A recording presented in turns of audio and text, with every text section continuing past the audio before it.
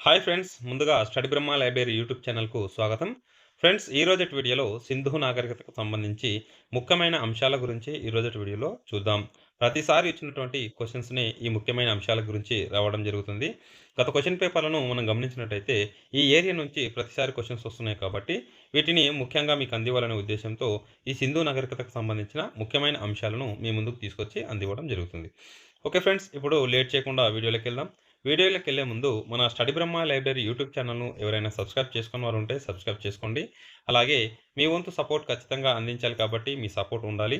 ఖచ్చితంగా మీరు సపోర్ట్ కావాలి కాబట్టి ఒక లైక్ కొట్టి ఎంకరేజ్ చేయండి. ఇలాంటి వీడియోస్ మున్ముందు మీ ముందుకు తీసుకురావడం జరుగుతుంది. అన్ని టాపిక్స్ సంబంధించి ఈరోజు సింధు నాగరికత వీడియో చేస్తున్నాను.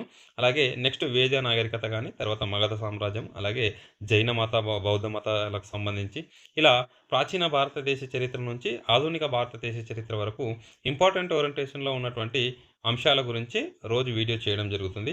ఫ్రెండ్స్, ఎవరైనా సబ్స్క్రైబ్ చేసుకొని వారు ఉంటే ఎంబటే సబ్స్క్రైబ్ చేసుకొని పెట్టుకోండి. అలాగే మీ సపోర్ట్గా ఒక లైక్ కొట్టడం మర్చిపోకండి. ఇప్పుడు లేట్ చేయకుండా వీడియోలోకి వెళ్దాం. సింధు నాగరికత యొక్క కాలం గురించి చూసినట్టయితే 2250 బీసీ నుంచి 1750 బీసీ వరకు దీని యొక్క కాలం. ఇది సింధు నాగరికత యొక్క కాలం. ఇది ప్రపంచంలోనే మూడవ నాగరికతగా మనం చూడవచ్చు. మొట్టమొదటి నాగరికత ఏది? మొసపటోమియో ఈజిప్ట్ నాగరికతల తర్వాత మూడవ నాగరికతగా సింధు నాగరికతను చూడడం జరుగుతుంది. ఇండియాలో ఇది మొట్టమొదటి నాగరికతగా మనం చూస్తాం. నెక్స్ట్ సింధు నాగరికత ఇది కంచయుగ నాగరికతగా మనం చెప్పవచ్చు. కంచును వాడడం జరిగింది కాబట్టి కంచయుగ నాగరికత. అలాగే సింధు నాగరికతగా సంబంధించి త్రవ్వకాలు జరిపినటువంటి వ్యక్తి అలెగ్జాండర్ కన్నింగ్హామ్ అనే వ్యక్తి త్రవ్వకాలు జరపడం జరిగింది. ఈ సింధు నాగరికతకు పేరు పెట్టినటువంటి వ్యక్తి చూస్తే సర్ జాన్ మార్షల్గా మనం గుర్తించాలి. ఇక్కడ ఈ రెండు అంశాల గురించి క్లియర్గా చూడాలి. ఇందులో తవ్వకాలు జరిపినటువంటి వ్యక్తి ఏమో అలెగ్జాండర్ కన్నింగ్హామ్, పేరు పెట్టినటువంటి వ్యక్తి ఏమో సర్ జాన్ మార్షల్గా మనం గుర్తుంచుకోవాలి.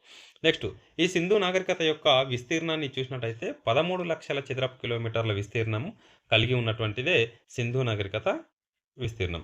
నెక్స్ట్ ప్రధాన దేవత, వీరు పూజించినటువంటి ప్రధాన దేవత అమ్మ తల్లి అనే విగ్రహాన్ని పూజించడం జరిగింది. అలాగే పూజించినటువంటి చెట్టు రావి చెట్టు లేదా అశ్వత్థ వృక్షం అని అనడం జరుగుతుంది. ఈ చెట్టును పూజించడం జరిగింది. పూజించినటువంటి పక్షి పావురాన్ని పూజించారు. అలాగే పూజించిన జంతువుని చూస్తే మూపురం కలిగినటువంటి ఎద్దుని పూజించడం జరిగింది. వీరి కాలంలో ఉన్నటువంటి ప్రధాన వినోదం గురించి చూస్తే ఏది ప్రధాన వినోదం? అప్పట్లో నృత్యం అనేది ప్రధాన వినోదంగా ఉండింది. నెక్స్ట్ ప్రధాన ఆట గురించి చూస్తే చదరంగం ఎక్కువగా ఆడేవారు. ప్రధాన పరిశ్రమ గురించి చూస్తే నౌకా పరిశ్రమ అనేది అప్పట్లో ఉన్నటువంటి ప్రధాన పరిశ్రమ. నెక్స్ట్ వీరు ఉపయోగించినటువంటి రాయి గురించి చూస్తే స్టియటైట్ రాయి. వీటిని ఎక్కువ గుర్తుంచుకోవాలి ఫ్రెండ్స్. ఇలాంటివే ఇచ్చి కన్ఫ్యూజన్ లేపే అవకాశం ఉంటుంది. ఉపయోగించినటువంటి రాయి ఏది? స్టియటైట్ రాయి.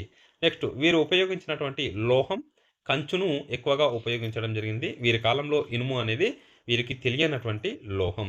నెక్స్ట్ వీరు ఉపయోగించినటువంటి లిపి చూస్తే బొమ్మల లిపి లేదా చిత్రలిపిగా మనం చూడవచ్చు. వీరికి తెలియనటువంటి లోహం చూస్తే ఇనుము అనేది వీరికి తెలియదు. వీరి కాలంలో ఎక్కువ ఏది ఉపయోగించారు? కంచు అనేది ఉపయోగించడం జరిగింది కాబట్టి కంచు యుగం అని కూడా అనడం జరుగుతుంది ఈ సింధు నాగరికత కాలాన్ని. నెక్స్ట్ వీరికి తెలియనటువంటి జంతువు గురించి చూస్తే జంతువులు గుర్రం అనేది, సింహం అనేది, జిరాఫ్ అనేది, ఈ 3 రకాల జంతువులు వీరికి తెలియవు. అలాగే వీరికి తెలియనటువంటి పంటలు చూస్తే చెరుకు మరియు పప్పు దినుసులు వీరికి తెలియనటువంటి పంటలు. వీరి యొక్క ప్రత్యేకత చూసినట్టయితే భూగర్భ డ్రైనేజ్ అండి. ఇది మురుగునీటి పారుదల వ్యవస్థ అనేది వీరు ఉపయోగించడం జరిగింది. పట్టణ ప్రణాళిక ఉపయోగించడం జరిగింది. వీటికి సంబంధించి అలాగే యునెస్కో వారసత్వ సంపదగా ధొలవిరా అనే ప్రాంతాన్ని గుర్తింపు చెందడం జరిగింది. ఇది 2021 సంవత్సరంలో ధొలవిరా ప్రాంతాన్ని యునెస్కో సంపదగా గుర్తించింది. ఇది గుజరాత్ రాష్ట్రంలో ఉందండి. ఇది దీనికి సంబంధించి. అలాగే వీరికి తెలియనటువంటి వస్తువుల గురించి ఇక్కడ రాయడం జరిగింది. ఒకసారి చూడండి. వీరికి తెలియనటువంటి లోహం చూస్తే ఇనుము అనేది సింధు నాగరికత ప్రజలకు తెలియదు. వస్త్రం చూస్తే సిల్క్ గురించి వీళ్ళకి తెలియదు.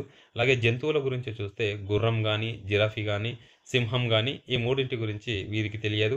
వీళ్ళకి తెలియనటువంటి పంటలు చెరుకు మరియు పప్పు దినుసులు అనే పంటల గురించి ఈ సింధు నాగరికత ప్రజలకు తెలియనటువంటి వస్తువులు. నెక్స్ట్ జంతువుల అవశేషాలు లభించినటువంటి ప్రాంతాల గురించి కూడా లాస్ట్ టైం అడగడం జరిగింది. వాటి గురించి ఇప్పుడు చూద్దాం. ఇటువైపు ప్రాంతాలు చూడడం జరుగుతుంది. ఇటువైపు అవశేషాల గురించి ఇవ్వడం జరిగింది. ఇక్కడ లోథాల్ అనే ప్రాంతంలో టెర్రకోట గుర్రపు బొమ్మ యొక్క అవశేషాలు లభించాయని ఇందులో చెప్పడం జరుగుతుంది. అలాగే సర్కటోడా అనే ప్రాంతంలో గుర్రపు అస్థిపంజరం యొక్క అవశేషాలు లభించాయని చెప్తున్నారు. ఇది గుర్రానిది కాదని రోమిలా తాఫర్ పేర్కొనడం జరుగుతుంది. రోమిలా తాఫర్ ఏం చెప్తుండు? సర్కటోడాలో లభించినటువంటి గుర్రపు అస్థిపంజరం కావు. అవి కంచర గాడిదకు సంబంధించిన అవశేషాలు అని చెప్పడం జరుగుతుంది. నెక్స్ట్ ఆంబ్రీకి సంబంధించి ఇక్కడ ఖడ్గమృగం యొక్క అవశేషాలు లభించాయి. అలాగే కాలిబంగన్‌లో ఒంటె యొక్క అవశేషాలు లభించడం జరిగింది.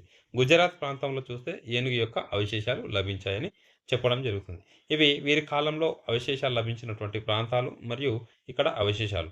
ఫ్రెండ్స్, ఈ క్వెషన్‌ను ఇటువైపు ప్రాంతాలిచ్చి, ఇటువైపు అవశేషాలిచ్చి కూడా జతపరచమనే ఓరియంటేషన్‌లో వచ్చే అవకాశం ఉంటుంది కాబట్టి ఖచ్చితంగా వీటిని మనం గుర్తుంచుకోవాలి. ఇవి సింధు నాగరికతకు సంబంధించిన ఇంపార్టెంట్ ఓరియంటేషన్‌లో ఉన్నటువంటి ముఖ్యమైన అంశాలు.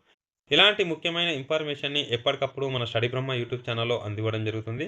ఫ్రెండ్స్, ఎవరైనా సబ్స్క్రైబ్ చేసుకోని వారుంటే ఎంబడే సబ్స్క్రైబ్ చేసుకొని మీ వంతు సపోర్ట్ ఖచ్చితంగా అందించండి. ఒక లైక్ కొట్టడం మర్చిపోకండి. ఓకే ఫ్రెండ్స్, నెక్స్ట్ వీడియోలో మళ్ళీ కలుద్దాం. Thank you.